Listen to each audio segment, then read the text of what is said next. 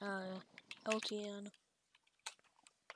Yeah, here it is. What's going on, Fortnite fans? My name's Luke the Notable, and in this video, I'm going to be unlocking Midas in one day. Yep, just like last season, and the season before that, and all of the other seasons, I got Midas, the max tier skin in the Battle Pass, in one day. It was a long day, but I get paid to play this game, so at least I'm employed. First things first, if you want to do this in one day, you gotta buy the Battle Bundle. Just the regular Battle Pass won't cut it. Also, using code Luke-the-Notable would be nice. I mean, if you don't, you'll just hurt my feelings. So, who cares about me? Anyway, now it's game one on my second account, Elbaton. Game one in this series is always the highlight of the season for me. When you wait all season to do your challenges, you're gonna have so many different challenges to unlock, you can pretty much do anything. I do this every season on my second account, Elbaton, but I gotta say, this season it was a little bit harder. I still unlocked Midas in one day, but I didn't break any records this season. But I always break a couple records on game one. Pretty much every gun you pick up certifies 3 different challenges. Headshot damage, shotgun damage, damage while below, damage in the air, damage on your grandma. Game one, you just get everything. So yeah, the plan for game one was to drop in, start killing, and only stop when the feds showed up. And at the end of the game, I got 8 levels, which is quite notable, even if I didn't win. And just like the rest of my life, game two, we're dropping in with no plan again. That's fine though, because everything the light touches provides me XP. When you're going for challenges like this, sometimes you have to employ some interesting strategies, but it's all for a good cause. What's nice though is because I haven't played on this account all season, I'm generally matched with people of pretty low skill. I swear, it's just for entertainment purposes. Epic, please don't ban me. It's really nice doing these challenges though. At the end of the season, you pretty much get a chance to see all of what Fortnite has done, including these cardboard boxes that I really don't think anyone actually uses. All in all, game two was another great game of me shooting noobs with guns I generally don't use. And look at that, we won the game of Team Rumble. This is my greatest life achievement. All right, now we're gonna drop into some solos for game three. We've got some henchman related challenges that you can't do in Team Rumble. Too bad the entire plan was pretty much wrecked from the very beginning. Oh well, I've got all day. Later on, this other helicopter obviously hasn't heard about social distancing. You're supposed to stay 6 feet apart. I rightfully tried to shoot the man. It's part of a challenge, but he shot a little bit better. Still in solos for game 4, drop in Grotto. It's pretty much the only place I'm good at. In fact, if you come back to the channel tomorrow, at least if you're watching this video on the day it came out, I'm going to be releasing 100 drops into the Grotto. And if you don't come back to the channel tomorrow, a banana dressed in a suit and tie will beat you to death with a hammer and saw. Even though I have the all-powerful minigun, purple pump, and a chopper, don't expect too much of me in these solo games. I'm mostly just going for challenges. The other players in this match were probably a little confused when they saw a guy fly outside the circle with 10 people left. But I need those challenges, and I don't mind dying for them. Game 5, I re-experienced my own birth. After getting several challenges in the Grotto, I thought about leaving, but got a little greedy when I heard someone in the vault. Yep, definitely should have left the Grotto when I had the chance. At least game 6 started a little better. Got a kill on a guy who was totally defenseless. Later, I shot this guy while he was coming into the Grotto, and before I could finish the job, he left the match. I was also attacked by a neighborhood llama, who I put down with one clean shot. Listen, you guys gotta come back tomorrow for Grotto 100 drops. If you don't, you'll end up like Brutus. I left El Grotto with a gold pump, minigun, and chopper, but I'm still flying outside of safety. Let me know down in the comments section below. If you saw a guy fishing out the side of his helicopter like this, would you snipe him?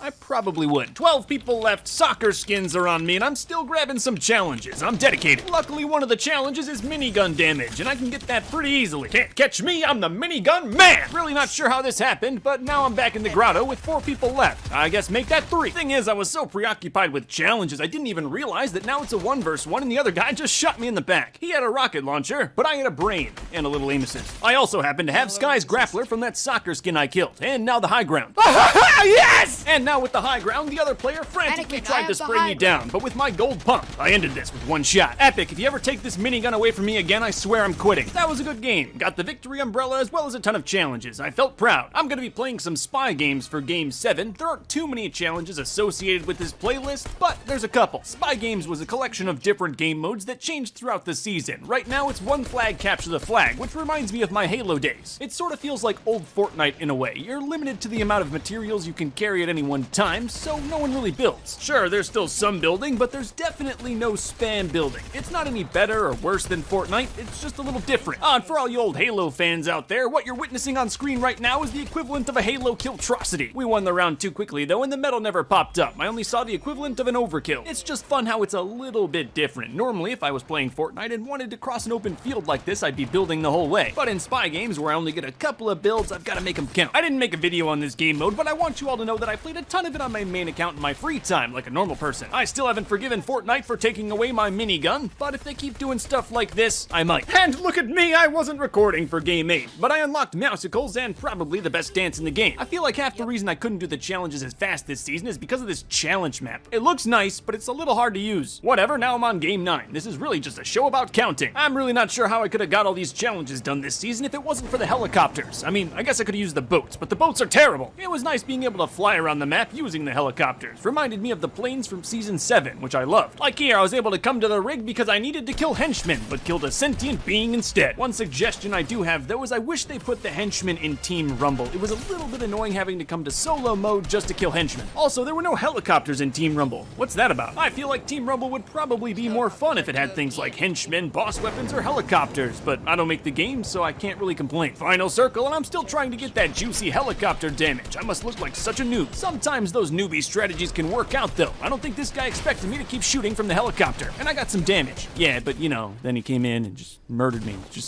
What's going on, Fortnite fans? My name's like 7 minutes. Then he came in and just murdered me, just so quick. Traditionally, when it comes to making these challenge videos, I've always enjoyed the more goofy challenges. And one of my favorite challenges from this season was throwing people overboard the yacht, even if it didn't work all the time. Again, I really think they should have put the henchmen and bosses in Team Rumble. One of the big reasons Tours didn't play a lot this season was because of that. And it would have been so much easier to get helicopter damage in Team Rumble. But trying to do it in sweaty solos, sometimes you're gonna get sniped. If you don't mind me, I'm gonna start skipping around games a little bit here. Not all of them are interesting. Game 12, I had a good run of challenges, but Game 11 was not, so that's why we're here. The Chapter 2 Fortnite map has been out for what feels like 10 years, but I just learned you can fish with grenades. I covered a ton of ground in Game 12, even took some time to do a drive-by at the agency. Like I said, these challenges took a long time, and it would have been way worse without the helicopters. Alright, now I'm in the final circle, and there's no more challenges to get. Time to fight with my welfare tier guns. It's a great thing I'm playing on controller. Using aim assist, I was able to get this kill without thinking. Oh, I'm still being attacked. It's not okay. I just got level 69, though. The power of dank is on my side. Probably would have done a little better in this game if I actually, you know, played the game, like looted and stuff, but whatever. I got a lot of challenges done. Hopefully the minigun man wins. After game 15, I'm convinced the ninja skin is immune to headshots. I still killed him. I'm a kitty kitty kitty. I'm a cat. Oh, and if you mess with me, you're gonna get scratched. Now! Thank you for the help, Borther. I appreciate it. This game really started to heat up as the circle got smaller, but I've got the minigun, so I have no excuse. Still, anytime I go up against a John Wick, I'm always a little nervous. My health was real low, but after I put this guy down, I thought maybe I had a chance to win this game. Look at that, 3 players left in the final circle, and I've got a minigun. Though sometimes I get a little carried away with the minigun and forget to check above me. I'm dropping good old Salty Springs game 16, gotta get a couple kills. Fight me! Please! I only need one more! No one else decided to fight me, but honestly, if I saw a guy shooting in the air in Salty Springs, I probably wouldn't go near him either. No challenges left in this one, but maybe I can get a win for a little glory. Especially since the other players in the match obviously haven't read the minigun manual. I was feeling pretty good in this one. 1v1 in the final circle, I had Sky's grappler, Sky's assault rifle, a rocket launcher, and not much longer to live. Game 18 final circle, and I decided I needed some boat damage. Who knows? It could work. To me, completing the challenges in a timely manner is worth way more than a victory royale. I'd be lying though if I told you I wasn't excited at the potential for a solo boat win. I doubt that's ever been done ever. I had a purple pump, rocket launcher, and a gold burst AR. I probably should have played a lot better. By game 20, I'm getting there, but most of the challenges are pretty obscure and aren't really possible in solo. So it's back to good old Team Rumble. For a challenge, I ate about 20 apples in the storm at the orchard. Definitely would not have been possible in solo. Yeah, most of these games I dropped in for one super specific thing and did nothing else. Like here, where I murdered 3 teddy bears. Most of this game was actually spent pooping in real life. I drank a lot of game fuel that day. Game 25, I was trying to fish 25 fish in Slurpy swamps. At least I know I'm not alone in this. You know, not gonna lie, the fishing challenge, you know, it was kind of nice. It was nice for a little. I can only fish for so long. Game 27, I actually made friends with a ninja skin on the other team, just trying to fish too. One of his teammates went to kill me and I was defended. He even built for me. Thanks to that help, I was able to get the kill, but I wasn't fast enough to heal my wounds. Then I farmed 1,500 metal. I don't know why it's a challenge. By this point, most of the challenges I have left are the location domination challenges, which are very hard. Catch 100 fish at Slurpy Swamp? 100? I don't get paid enough for that shit. So I finished up some easy challenges at the grotto, ironically. It's the only place I'm good at. And I'm dropping there tomorrow 100 times. Be there. Alright, at the time I was recording this, it was about midnight. Now, I didn't start 24 hours beforehand, but I wanted to get this all in one day. So I did the math and I've earned enough V-Bucks that I can get to tier 100. I had already earned 1,300 V-Bucks from all the challenges I had already completed. And to get to Midas, I only needed 1,050. So instead of fishing till 3 a.m., I spent my free V-Bucks on tiers. And there we go. Midas. One day. I definitely underestimated the difficulty. Well, that was pretty cool. Be back tomorrow, and I'll be back, Luke. I'll be back for your video tomorrow.